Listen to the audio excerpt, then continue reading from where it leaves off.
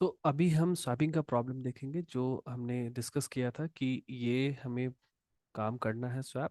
तो पहले मेथड में हम इसे चेक करते हैं कि कैसे कर सकते हैं। So we need to declare three variable int A comma B comma C.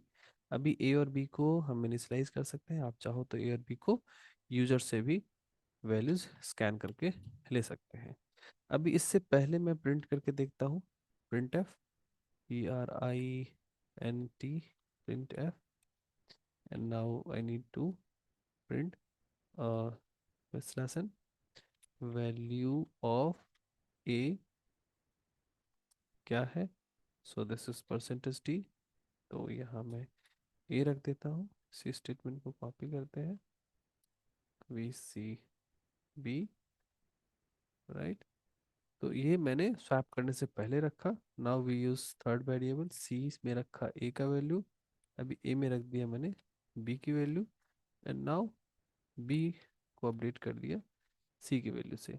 And again ये जो दो प्रिंट स्टेटमेंट है इसको मैं इसके बाद प्रिंट करता हूँ। सो वैल्यू ऑफ ए जो आफ्टर स्वैपिंग जो होगा और पहले, ये देखते हैं कितना डिफरेंट आता है। सो मैं फॉर बेटर व्यू यहाँ ना दो स्लैशन ले लेता हूँ।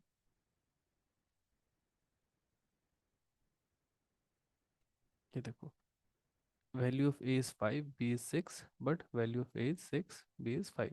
तो ये तो काम कर रहा है। अभी इसी प्रोग्राम को मुझे चेंज करना है पास बाय वैल्यू में। मैं अगर पास बाय वैल्यू में इसे देखूं तो मैं एक नया फाइल ले लेता हूँ, new file, and then I save it. So function 3.c, मैं इसे जूम करता हूँ और लेट्स राइट।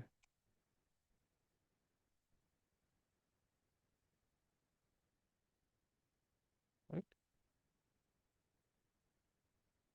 इसमें भी हमें क्या करना पड़ेगा, थोड़ा सा और जूम कर लेते हैं। हमें वेरिएबल डिफाइन करने पड़ेंगे ए, बी एंड सी। हमें करना ये है कि अभी हमें फंक्शन यूज करने हैं इसी स्वैप के काम को कर परफॉर्म करने के लिए। तो मुझे क्या करना है, मैं करूँगा, लिखूंगा फंक्शन SWAP स्वैप। स्वैप किसको करना है भाई, मुझे ए और बी को स्वैप करना है। अब देखो, ए और बी को स्वैप जब हम करेंगे तो सी तो मैं अभी लेने की जरूरत नहीं है। तो मुझे स्वैप करने के लिए, स्वैप करने के बाद दो वैल्यू चाहिए। पहले जब हम कभी भी ऐड करते थे, सपोज ये ऐड का प्रोग्राम था, तो ये इन तीनों वैल्यू को ऐड करके हमें एक सिंगल वैल्यू रिटर्न करता था। लेकिन अभी जो भी हम स्वैप का फंक्शन बनाएंगे, सपोज स्वैप का मैं ये फंक्शन बना रहा हूँ, इसमें ऊपर से हमें दो वैल्यू मिल रही हैं। तो मैं उसको इंट पी और इंट क्यू में रख रहा हूँ। तो ये इस टाइम हमें वैल्यू दो मिल रही है, तो इसमें रिटर्न में दो वैल्यू तो कर नहीं सकते। Return P comma Q, return P comma Q is not possible. This is invalid instruction. ये इंस्ट्रक्शन तो पॉसिबल ही नहीं है। तो दो वैल्यू अगर हम रिटर्न ही नहीं कर पाएंगे uh, तो भी कोई फायदा नहीं, क्योंकि हमें इसमें पी और क्यू, ए और बी की वैल्यू को, ये जो दो वैल्यू है ना, ये मुझे स्वैप से पहले और स्वैप के बाद प्रिंट करने हैं ना। ये स्वैप से पहले इनकी वैल्यू और स्वैप के बाद इनकी वैल्यू हमें प्रिंट करने हैं। ये हमारा ऑब्जेक्टिव है। तो जब दो कर ही नहीं सकते तो रिटर्न स्टेटमेंट का तो कोई मतलब नहीं बनता है। ये तो नहीं होगा। ये नहीं होगा तो इसके पास वाइड लगेगा। और अगर मैं इसके अंदर लॉजिक लिख भी देता हूँ, लाइक इंट आर, एक थर्ड वेरिएबल ले लिया, आर में रख दी वैल्यू पी की और पी में रख दी वैल्यू क्यू की, एंड देन क्यू में रख दिया वैल्यू आर का। सो ऐसा करने, हालांकि ये टोटली इलॉजिकल है, बट फिर भी for the sake of confusion मैं इसे रन करके देखता हूँ। Before running I could tell you कि ए बी डिक्लेयर किया, ए बी की वैल्यू हमने रखी। सो मैं यहाँ वैल्यू इनिशियलाइज भी कर दे रहा हूँ, equal to 5, B equal to 6। तो ये 5 और 6 प्रिंट करेगा। फिर स्वैप फंक्शन कॉल हुआ तो ये कॉल होगा, इसमें 5 और 6 यहाँ जाएगा और एक आर वेरिएबल क्रिएट होगा। और इन दोनों, इन सबों में तो स्वैपिंग होगी। लेकिन फिर जब हम मेन फंक्शन में ए बी को प्रिंट करेंगे तो कोई भी रिफ्लेक्शन, कोई भी बदलाव नहीं आएगा। तो ये देख सकते हो, देखो ए वैल्यू इज 5, बी की वैल्यू 6, सेकेंड टाइम भी 5 और 6। क्यों नहीं आया चेंजेस? क्योंकि ये यहाँ पे स्वैप हो रहा है, लेकिन ये मेन फंक्शन जिसने भी इस फंक्शन को कॉल किया है उसके वेरिएबल को ये फंक्शन चेंज नहीं कर पा रहा है, राइट?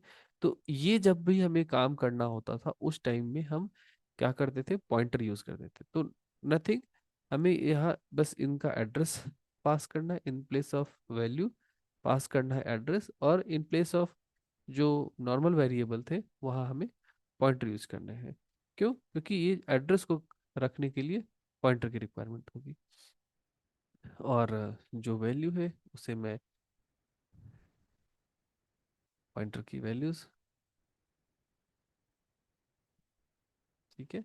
यहाँ मैं आर को पॉइंटर इसलिए डिक्लेयर नहीं करा क्योंकि एक आर है, star P is value, P will contain, P will contain address, but P contains, P will contain address, right? But star P, but star P will contain the value on that address, जो भी उस address पे value होगी वो contain करेगा। तो मैं are में वैल्यू तो रख ही सकता हूँ क्योंकि आर इंटीजर रख सकता है, और स्टार पी, पी क्या है, एक किसी इंटीजर का एड्रेस रखा हुआ है, मतलब पी में पी जिस वैल्यू को रेफर कर रहा है वो एक इंटीजर है, तो आर में मैं इस इंटीजर को रख ही सकता हूँ। और क्यू, स्टार क्यू भी एक इंटीजर को रेफर कर रहा है, और स्टार पी में मैं उसको रख सकता हूँ क्योंकि ये भी एक वैल्यू कंटेन कर रहा है, और आर इज इंटीजर और star Q is again integer, तो इसमें मैं इस वैल्यू को रख सकता हूँ, so there is no big deal. Hoping this is clear. अभी अगर मैं ए और बी को प्रिंट करूँ तो क्या है, ए बी की वैल्यू शुरुआत में 5 और 6 देगा। अब ये ए और बी के जो वैल्यूज है उसको यहाँ से ये चेंज कर पा रहा है, इसको हम व्हाइट बोर्ड पे भी ड्रॉ करके देखेंगे। पहले मैं इसको रन करके देखता हूँ। ये देखिए 5 6 6 5, अभी सक्सेसफुली हम इसको